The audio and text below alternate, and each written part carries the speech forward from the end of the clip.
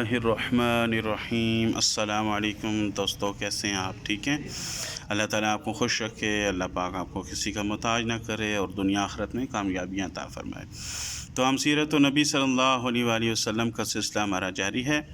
تو غزوہ یہ جو ہے خندق ہم پڑھ رہے ہیں، یہ تیسری بڑی جنگ ہے اسلام کی۔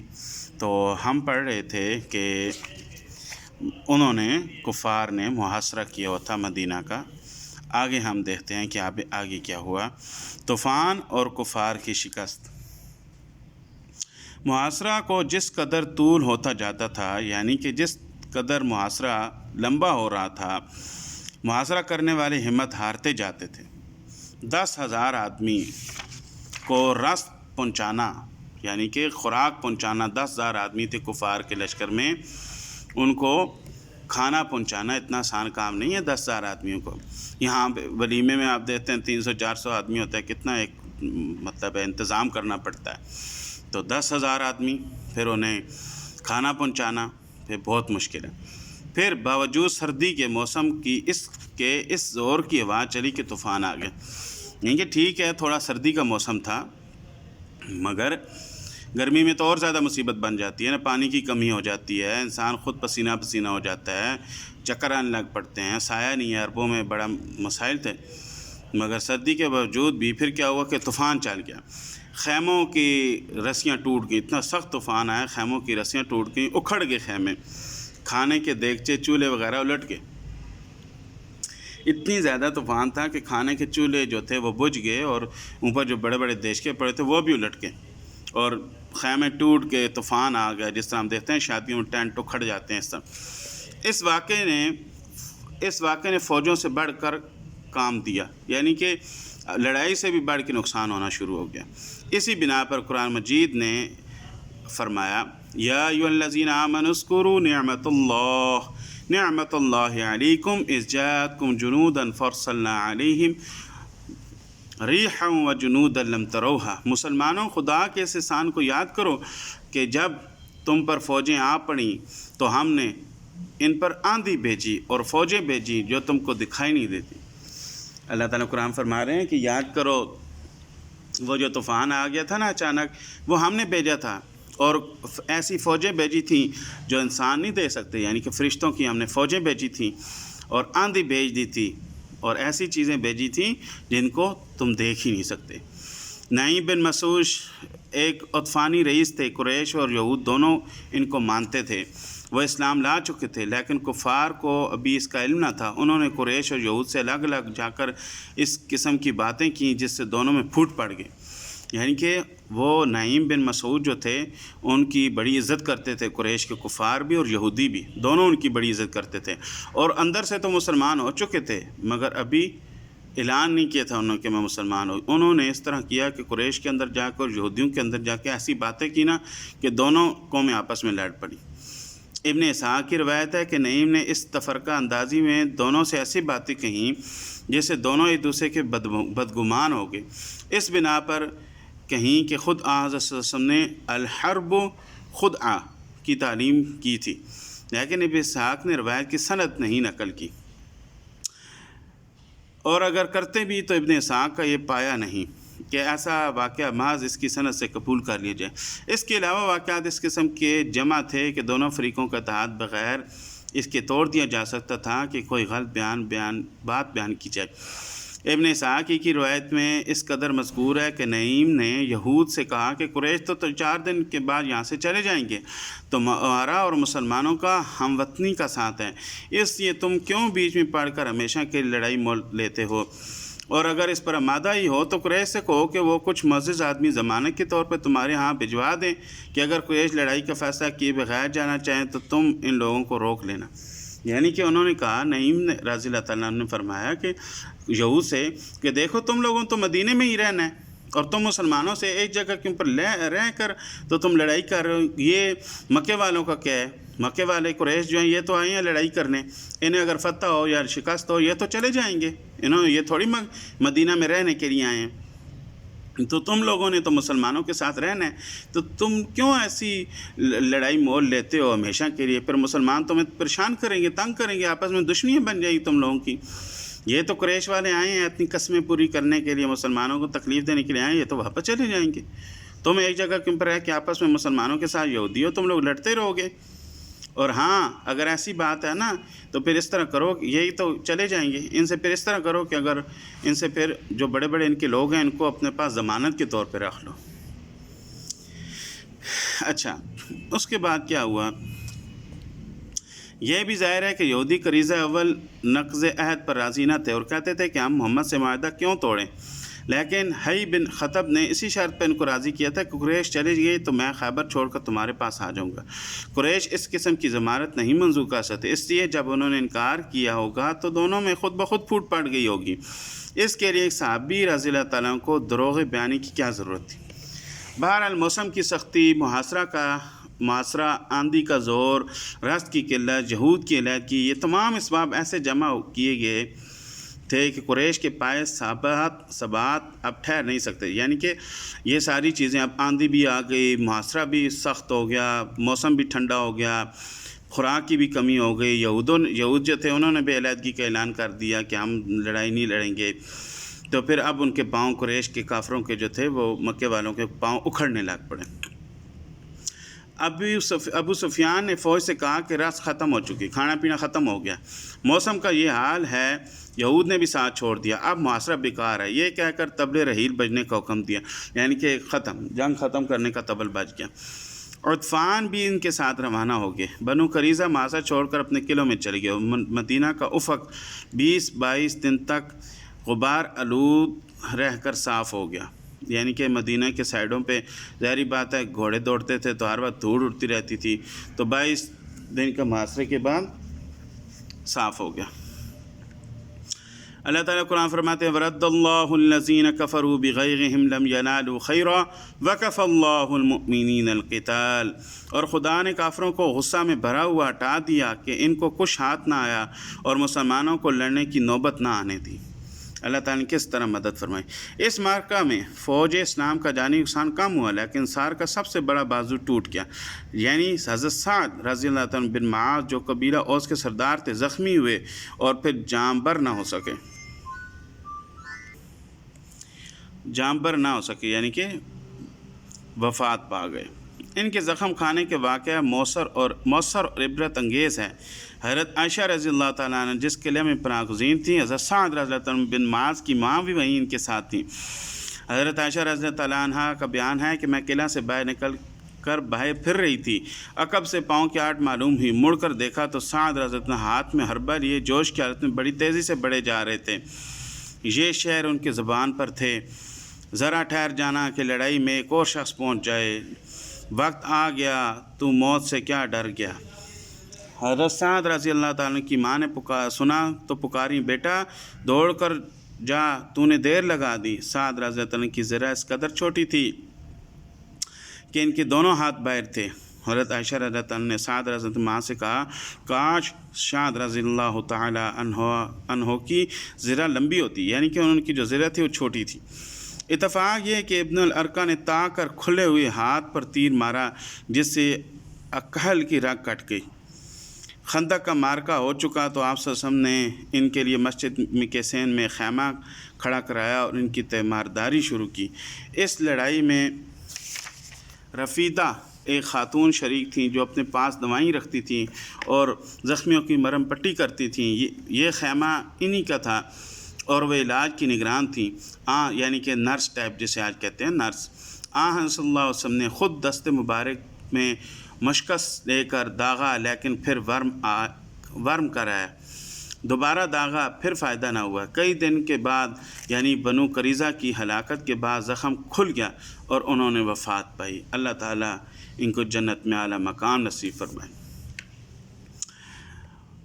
پہلے ہم پڑھ چکے ہیں کہ آپ صلی اللہ علیہ وسلم نے آغاز قیام میں یہود کے ساتھ معاہدہ کیا تھا۔ جب آپ صلی اللہ علیہ وسلم مدینہ آئے تھے تو ان کو جان مال مذہب ہر چیز میں امن و آزادی بخشی، لیکن کب قریش نے ان کو تحریص و تحدید کا خط لکھا تو وہ مادہ بغاوت ہو گئے، یعنی کہ آپ صلی اللہ علیہ وسلم جب مکہ سے تشریف لے کے مدینہ آئے تو آپ صلی اللہ علیہ وسلم یہود کے ساتھ معاہدہ کیا، اور اس معاہدہ میں بسم اللہ الرحمن الرحیم آپ صلی اللہ علیہ وسلم نے ان لوگوں سے تجدید معاہدہ کرنا چاہی، بنو نذیر نے انکار کیا اور جلاوطن کر دیے گئے، لیکن بنو قریظہ نے نئے سرے سے معاہدہ کر لیا، چنانچہ ان کو امن دے دیا گیا۔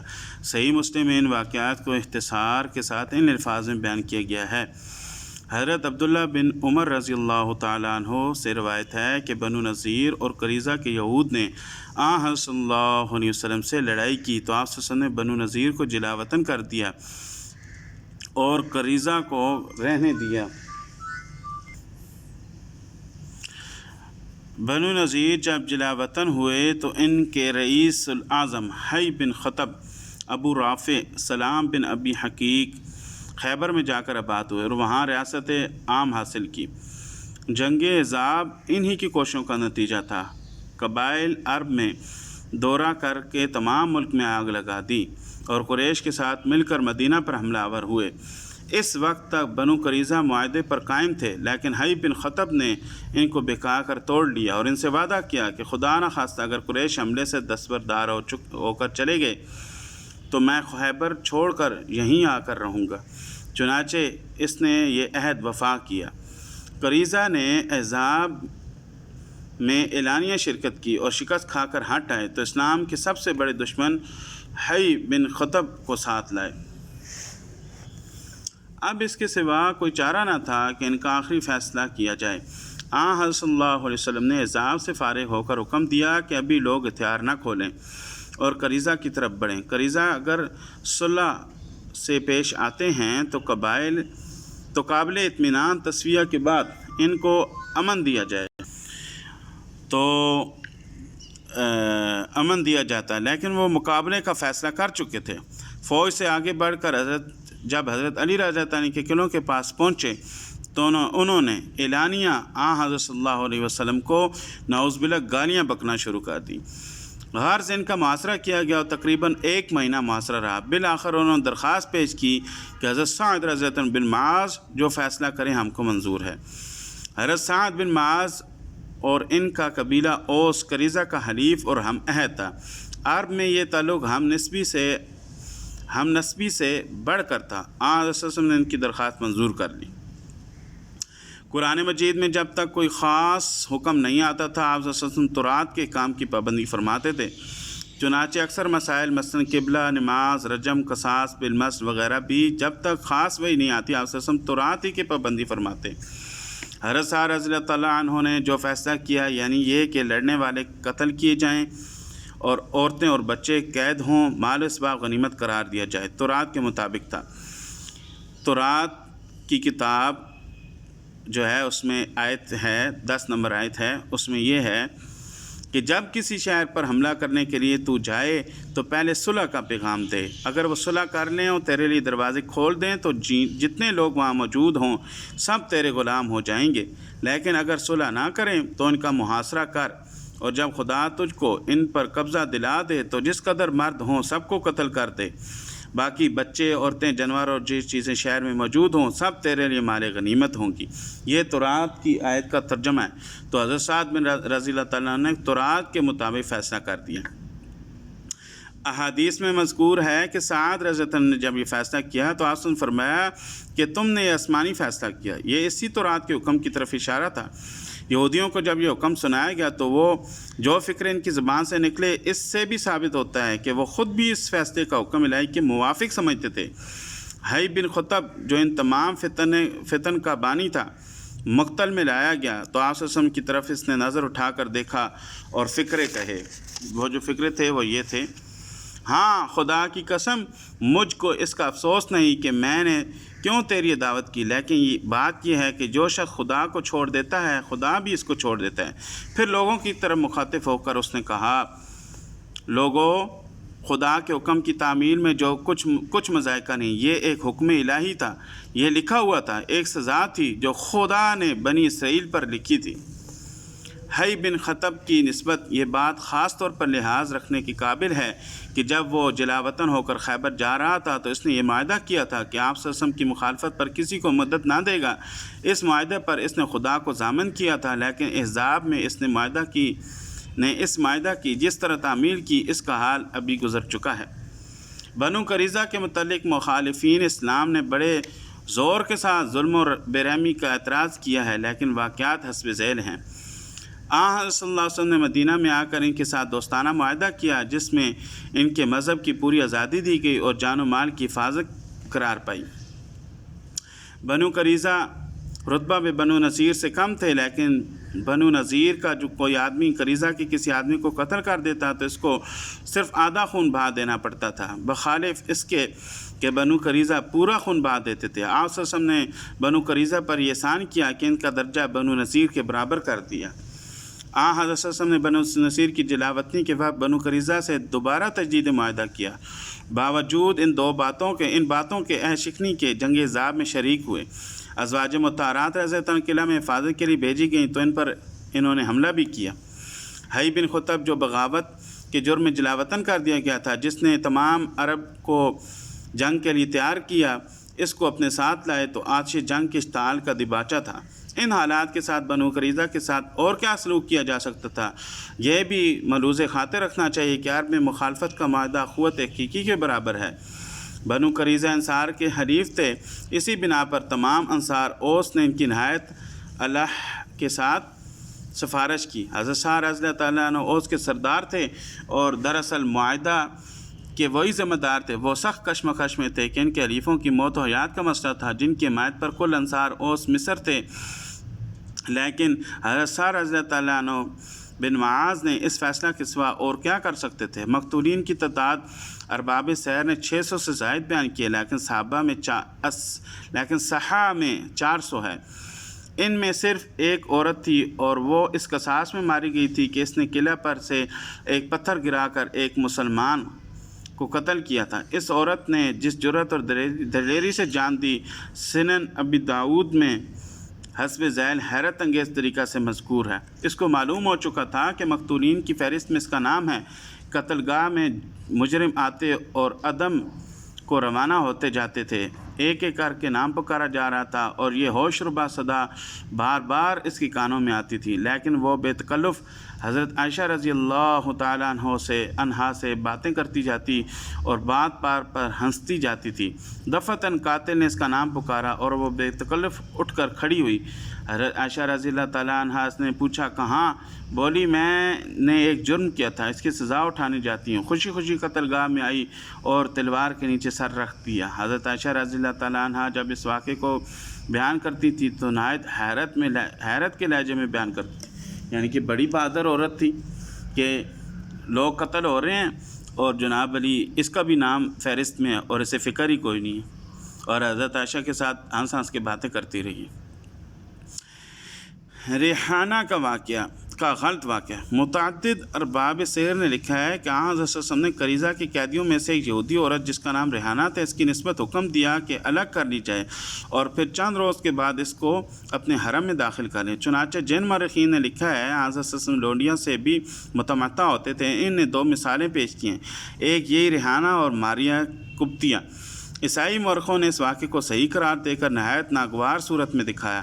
ایک مورخ نہایت طعن آمیز الفاظ میں لکھتا ہے کہ بانی اسلام جب 700 مقتولین کی لاشوں کے تڑپنے کا تماشا دیکھ چکا تو گھر پہ آ کر تفریح خاطر کے لیے، دیکھیں بکواس کر رہے وہ کہ آپ صلی اللہ علیہ وسلم کے بارے میں بکواس کر رہے، لیکن یہ واقعہ بالکل غلط ہے۔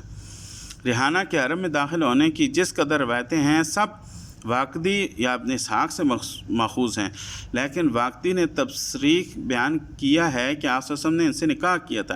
ابن سعد نے واقدی کی جو روایت نقل کی ہے اس میں خود ریحانہ کے الفاظ نقل ہیں، پھر آپ صلی اللہ علیہ وسلم نے مجھ کو آزاد کر دیا اور مجھ سے نکاح کر لیا، یہ وہ خود ریحانہ کہہ رہی ہے، جبکہ وہ کیا کہہ رہے ہیں جو عیسائی مورخین ہیں وہ آپ صلی اللہ علیہ وسلم کے بارے میں اس طرح کے بکواسات کر رہے ہیں کہ وہ جی آپ صلی اللہ علیہ وسلم نے توبہ نعوذ باللہ ان کے ساتھ ایسے ہی۔ تو آپ صلی اللہ علیہ وسلم نے ایسے کوئی مطلب نہیں اٹھائی، بلکہ آپ صلی اللہ علیہ وسلم تو دنیا کے لیے ایک رول ماڈل تھے۔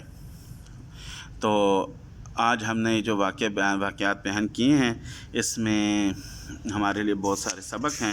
صحابہ کرام رضوان اللہ علیہ مجمعین کی قربانیاں ہیں، اللہ تعالیٰ ان کی قربانیاں قبول فرمائے اور ہمیں آپ صلی اللہ علیہ وسلم کے طریقے کے اوپر اور صحابہ کرام رضوان اللہ علیہ مجمعین کو رول ماڈل مانتے ہوئے ان جیسی زندگی گزارنے کی اللہ تعالیٰ ہمیں توفیق عطا فرمائے۔ تو میری آپ کے لیے دعا ہے کہ اللہ تعالیٰ آپ کو خوش رکھے، دنیا آخرت میں کامیابیاں عطا فرمائے، اللہ تعالیٰ آپ کو زندہ رکھے تو ایمان کے ساتھ، اور جب آپ کا اور میرا خاتمہ ہو تو ہماری زبانوں کے اوپر اشہد ان لا الہ الا اللہ وحدہ لا شریک لہ اشہد ان محمدا عبدہ ورسولہ جاری ہو، وما علینا الا البلاغ۔